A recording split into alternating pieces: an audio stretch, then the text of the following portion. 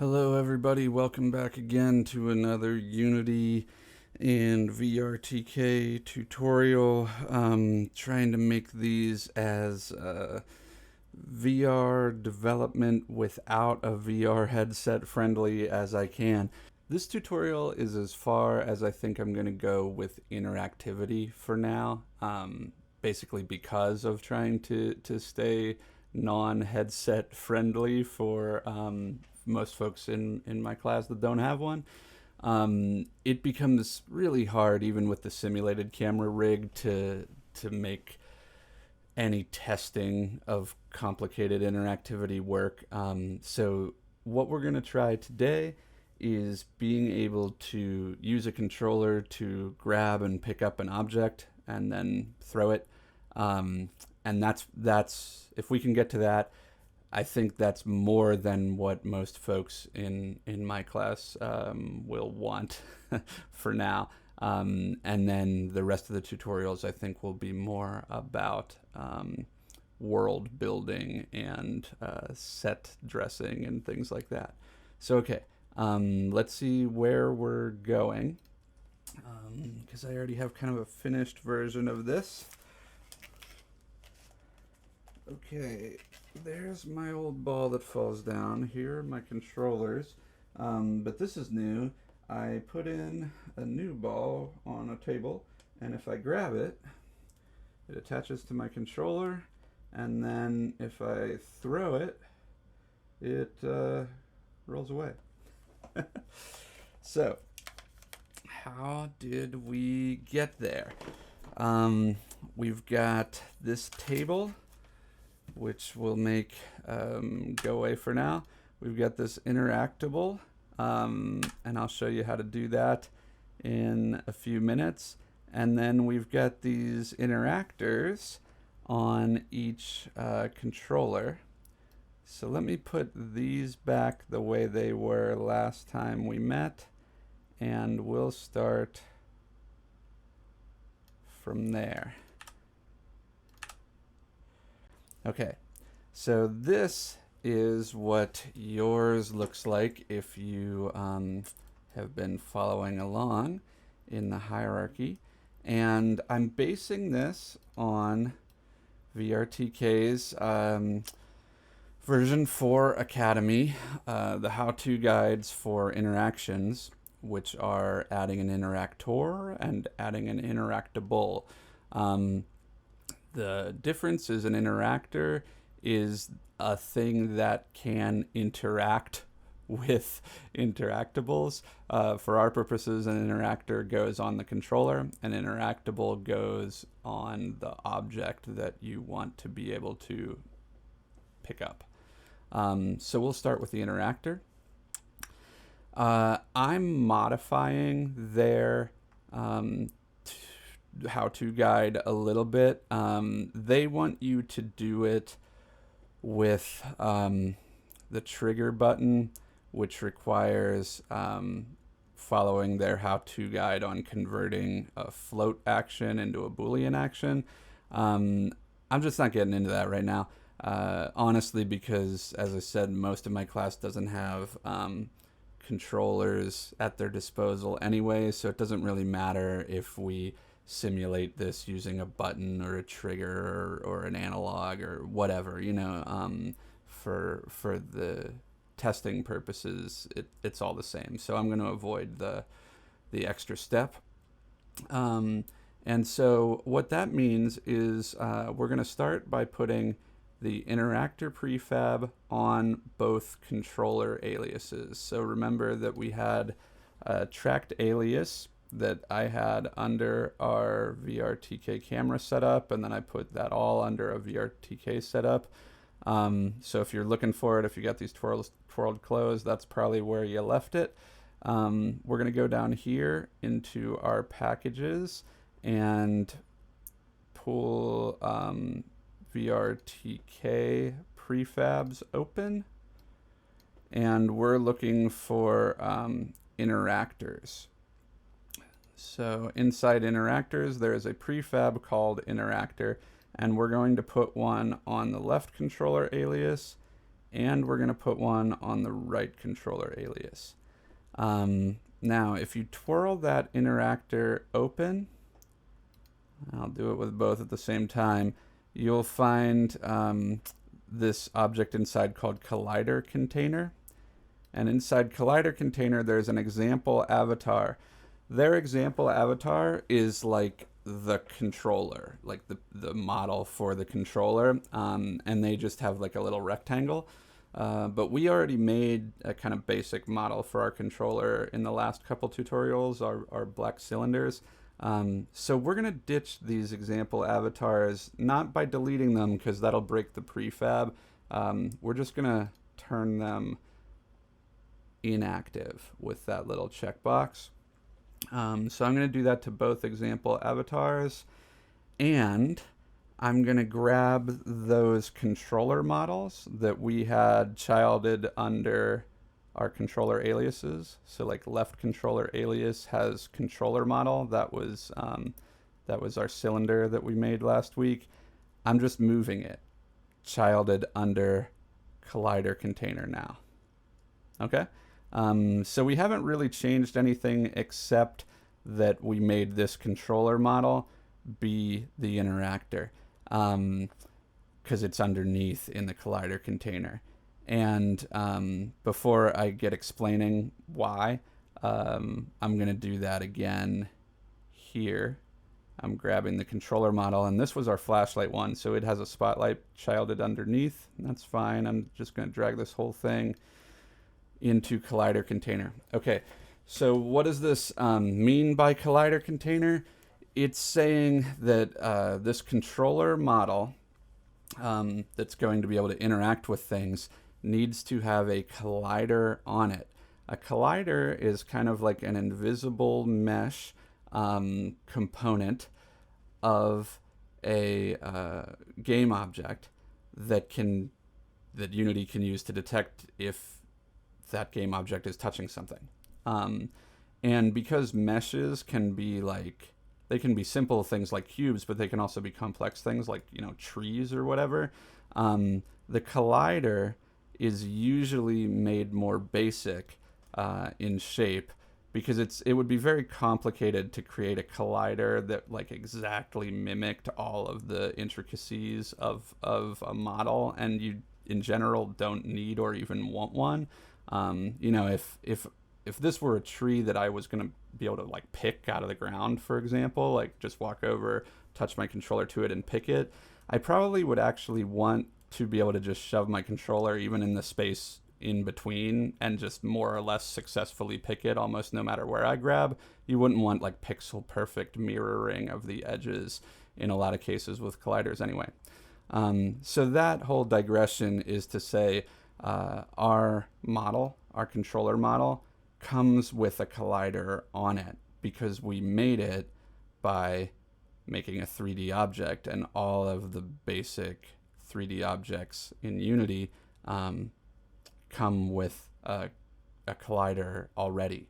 The cube comes with a cube collider, the capsule and the cylinder come with capsule colliders, meaning like a pill-shaped collider that more or less is the same size as the cylinder mesh. So if you were ever working with a controller model that wasn't a basic shape built in Unity, if it's like a real 3D model of the Oculus controller or something like that, inside that there needs to be a collider component that would be a more general approximation of the controller shape, a cube or maybe a couple of cubes childed together so that they're like a real general Lego version of the controller shape. Okay, so with that little mini lesson on colliders, we've got an interactor with a controller model underneath it, and the only other thing we need to do is give this a grab action and a velocity tracker. We just have to link these things up. So what I'm going to do is cheat a little bit and say last week when we were learning flashlight, just as an excuse to make a button work, I'm going to say this particular thing doesn't really need a flashlight anymore. We've already got a working button. It's already hooked up. I'm going to make the flashlight button be the grab button. And if I really wanted to double down on that commitment, I could just kill the spotlight here. And it's like, okay, this isn't a flashlight anymore. That's irrelevant. This isn't even a dark space. Why do we need a flashlight? Now it's a grab button. Okay. So Interactor gets, let's even change it. Let's be really right and proper about it and commit to our, so now it's a grab button. It's not a flashlight button anymore. And so our Interactor gets grab button as its action. And then this is about as easy as you could want. The velocity tracker is just the right controller alias. And then on the other Interactor, the left Interactor, same deal. Grab button is grab action, and velocity tracker is left controller alias. And what velocity tracker means is that it's going to pick up the velocity, the movement speed, and direction from the controller that's holding the object. And this is how we're going to get a throw. We have working interactors, but you can't test them yet because there's nothing to interact with. And this is the last part. So down here under our packages, we go to Interactables. And there are a couple of Interactables that VRTK provides. And this is actually a big part of the power of VRTK. There's a few different VR tool sets and development kits out there. But VRTK has some pretty easy to use Interactables, and it's one of the only ones that provides a climbing Interactable. So if you wanted to make like a rock climbing wall, you would do that with the climbable, or like a ladder or something like that. But today what we're going to do is Interactable primary grab, and then secondary kind of doesn't matter, but we'll do swap. And so what that means is the first controller you interact with something, it grabs it. If you then use your other hand and try to interact with the same object, secondary swap means move it to the other controller. These other ones, secondary scale, would be like you'd pull it with both controllers and it would get bigger or smaller, almost like two fingers on a touchscreen smartphone sort of a thing. Secondary none obviously means it doesn't do anything in the secondary controller, and secondary control direction means that you could like point it a different way. And that might be relevant for like aiming, like a slingshot or a bow and arrow or something like that. Off the top of my head, I feel like that would be what that could be useful for. Okay, so anyway, primary grab, secondary swap, and I'm just dragging this whole thing in at the sort of top level, so to speak, of our hierarchy. It's not childed under anything, because it too comes with its own model. And you can see it here right now. This is just a big giant cube. And that's a placeholder. This is like way too big for us to want to pick it up anyway. And so we're going to twirl this open, and under meshes, this is where the placeholder is. So here's that default mesh, and I don't want it. So I'm going to do that same thing I did a moment ago. I'm going to make it not active. And in this case, we're going to make a simple ball. So 3D object sphere, and I'm going to zero out its position. And I'm going to do 0.2 for each of its scales, just to make it more like softball sized in the world. And then I'm not going to move its position here, just because as a childed mesh, it'll end up sort of making things weird once we put it in here. If I move it all around here, it'll kind of be offset from the controller. So instead, I'm going to child this as the mesh and then move it from here, way up in the interactable primary grab, blah, blah, blah, blah, blah.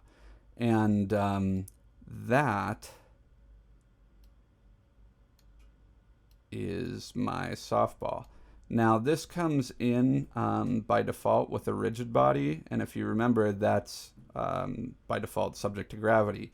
Now of course we could tick this off and the ball would just be floating there and we could pick it up, but then when we went to throw it, it wouldn't be subject to gravity still, so it will just like fly off into the stratosphere. And so I do want it to be subject to gravity. So for now, the easy solution for it not to just immediately fall to the ground is I'll make a little table for it. So we're going to 3D object cube 0, 0, 0. And I'm just going to slide this under the ball more or less. Let's make sure. Yeah, I always get confused by the 3D cursor. It's not necessarily easy to tell where things are, and if you find that that's true for you too, you know, you can check out what the transform position is on your ball, and you can even copy by right-clicking on it, copy component, and then go to cube and paste component values. And now it's in the exact same place as the ball. So now I've got a big pedestal. I actually think I want it to be a little smaller because there's no reason for it to be so big. And just for the sake of pretty, I'll throw a material on it. So we'll go into our assets, materials, and I will just put the gray material on it, and maybe I'll throw the yellow material on our sphere. Cool. So now we've got like a tennis ball or something like that, except it's really big, and that should do it. Let's test.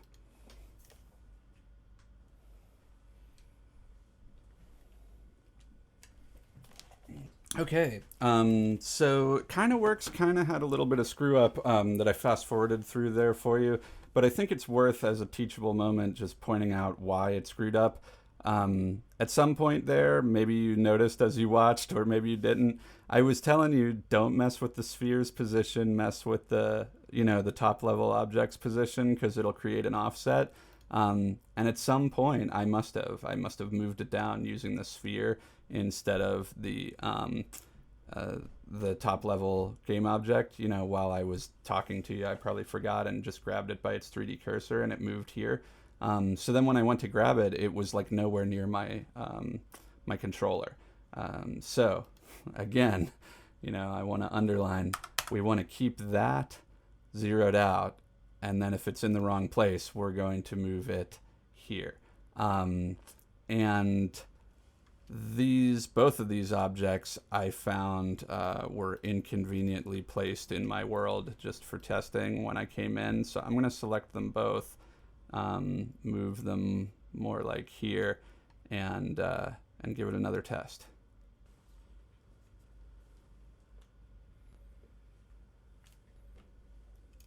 Okay, so you can pick this thing up with the controller so long as you're holding the relevant button that you assign to it, and it will stick to your controller while you're holding that button, and then if you let go, it'll drop, and if you're moving your controller at the time of it dropping, it'll get thrown with the velocity that the controller had at the moment.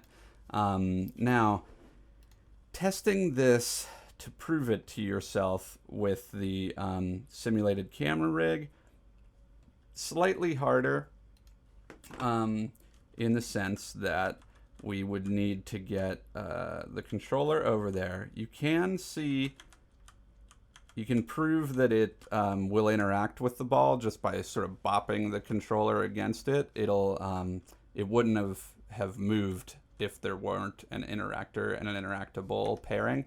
But this question of the button and making it actually work, we would want to make sure that we assign one of the mouse buttons from our simulated camera rig to this pickup action. And so back when we had built this as a flashlight button, we had assigned mouse button 1 to that flashlight action. So hopefully mouse button 1, still actually the flashlight, and we'll also grab. Sweet. So now, even though it's a little bit janky to prove it to yourself, we have got an interactable object, and it sticks to the controller.